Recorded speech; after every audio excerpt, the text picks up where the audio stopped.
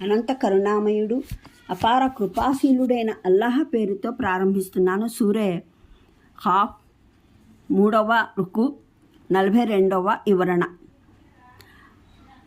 2. అతను దేవుని కారుణ్య లక్షణం గురించి బాగా ఎరిగి ఉన్నప్పటికీ అపరాధాలకు సాహసించడు. ఈ 2 సద్గుణాలు అతన్ని అల్లాహ్ సన్నిధిలో విలువకు ఆదరణకు అర్హుణ్ణిగా చేస్తాయి. ఇంతేకాక మరో సూక్ష్మమైన అంశము ఉంది. దీన్ని ఇమాం రాజీ వివరించారు. అరబీ భాషలో భయం అనడానికి ఖౌఫ్, ఖషియత్ అనే 2 పదాలు ప్రయోగించబడతాయి. వీటి భావంలో ఒక సున్నితమైన వ్యత్యాసం ఉంది. ఖౌఫ్ అన్న పదం సాధారణంగా ఏదైనా శక్తికి ఎదురుగా తన బలహీనత మూలంగా మనిషి ఆంతర్యంలో పుట్టే భయానికి వాడుతారు. మరి ఖషియత్ అన్నది ఒకరి మహత్తు వైభవ భావన వల్ల మనిషి హృదయం పైన ఆవహించే భయానికి ప్రయోగిస్తారు. ఇక్కడ ఖౌఫ్కు బదులు ఖషియత్ అన్న పదం ప్రయోగించబడింది. దీన్ని బట్టి చెప్పదలుచుకున్నది ఏమిటంటే, విశ్వాసి హృదయంలో అల్లాహ్ పట్ల భయం ఆయన విధించే శిక్ష కారణంగానే కాదు, దానికన్నా అధికంగా అల్లాహ్ వైభవ ప్రతాపాలు, మహత్తు, మహనీయతల భావన మూలంగా మనిషిపైన ప్రతినిత్యం ఆహించి ఉందన్నమాట. మూలంలోని పదాలు కల్బు మునీబ్ అన్నవి. మునీబ్ అన్నది ఇనాబత్ నుంచి ఉద్భవించింది. దీని అర్థం ఒకవైపునకు మరలడం, మాటి మాటికి అటువైపునకే మరలడం అన్నది. ఉదాహరణకు ధ్రువ సూచిక, సూది నిత్యం ఉత్తర దిశనే సూచిస్తూ ఉన్నట్లు. దాన్ని ఎంతగా కదిలించినా, ఎటు తిప్పినా అది అటు ఇటు తిరిగి కడకు ఉత్తర ధ్రువం వైపునకే మరలి ఉంటుంది.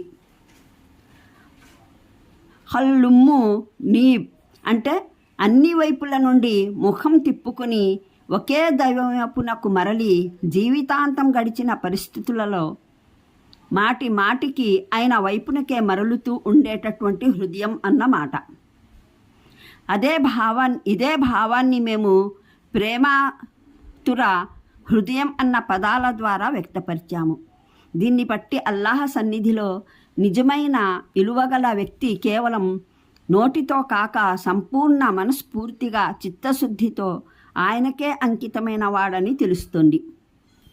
మూలంలోని పదాలు ఉదహులూహా బిస్సలామి అన్నవి.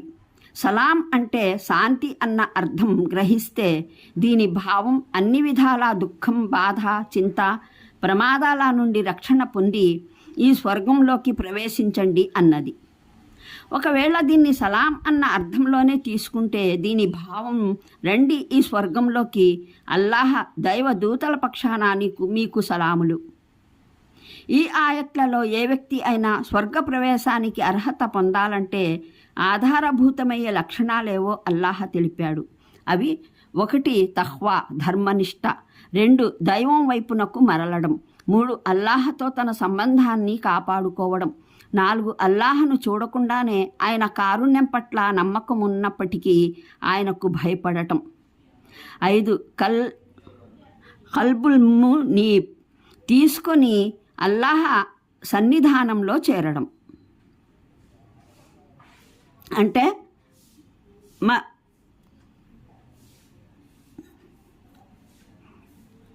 అంటే మరణ ఘడియ వరకు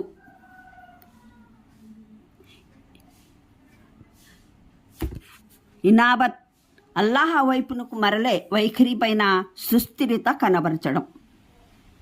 అంటే వారు కోరుకున్నదైతే వారికి ఎలాగూ లభిస్తుంది, కానీ మేము అదనంగా ఎంతో ప్రసాదిస్తాము. దాని ఊహ కూడా వారి మస్తిష్కంలో వచ్చి ఉండదు. వారు దాన్ని పొందాలన్న కోరిక వెలిబుచ్చడానికి.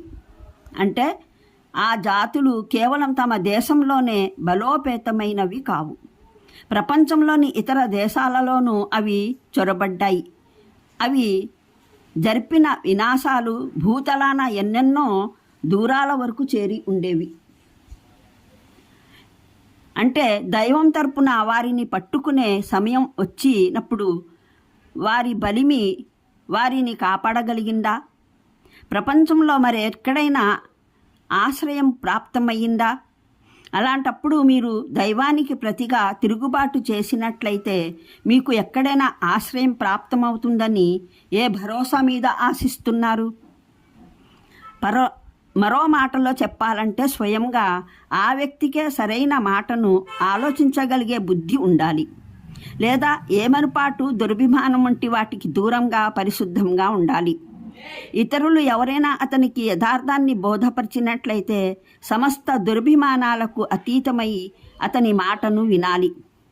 బోధపరిచేవాని శబ్దాలు కర్ణభేరికి ప్రక్కగా పోతూ ఉన్నప్పటికీ వినేవాని మస్తిష్కం మరెక్కడో నిమగ్నమై ఉండిపోవడం అన్నది జరగరాదు.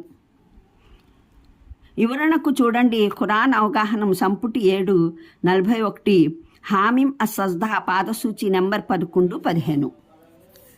అంటే ఈ నిఖిల జగతిని అంతటినీ మేము 6 రోజులలో నిర్మించేశాము అన్నది వాస్తవ విషయం. దీన్ని నిర్మించి మేము అలసిపోలేదు. దీన్ని పునర్నిర్మించడం మాకు వల్ల కాని పని అవడానికి. ఇప్పుడు ఈ మూఢ ప్రజలు నీ నోట మరణానంతర జీవితం గురించి సమాచారం విని నిన్ను పరిహసిస్తూ ఉన్నందుకు, నిన్ను పిచ్చివానిగా పరిగణిస్తూ ఉన్నందుకు నీవు సహనం వహించు. వీరు చెప్పే ప్రతి అవివేకపు మాటను ప్రశాంత హృదయంతో ఆలకించు. ఆ పైన ఏ యథార్థాన్ని ప్రకటించేందుకు నిన్ను వినియోగించడం జరిగిందో దాన్ని వివరిస్తూనే ఉండు. ఈ ఆయట్లో దీనితో పాటు ఉప విషయంగా సూక్ష్మమైన వ్యంగ్యం యూదులు క్రైస్తవులపైన విసరడం జరిగింది. వారు బైబిల్లో ఒక కథను రచించారు. దేవుడు 6 రోజులలో భూమి ఆకాశాలను నిర్మించి 7వ రోజున విశ్రాంతి తీసుకున్నాడని. ఆదికాండము 2వ అధ్యాయం 22వ సూక్తి. ఇప్పుడు క్రైస్తవ పాదరీలు ఈ విషయాన్ని గురించి సిగ్గిల్లుతున్నారు.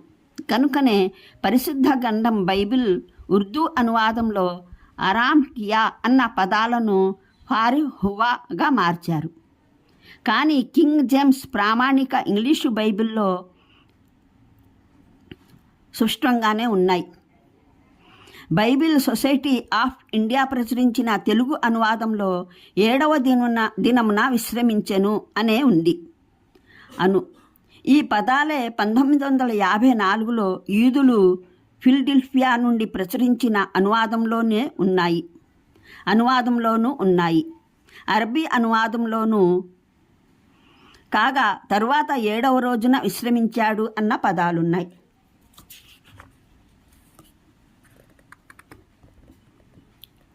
ఇది మనిషికి శక్తి ప్రాప్తమయ్యే మార్గం.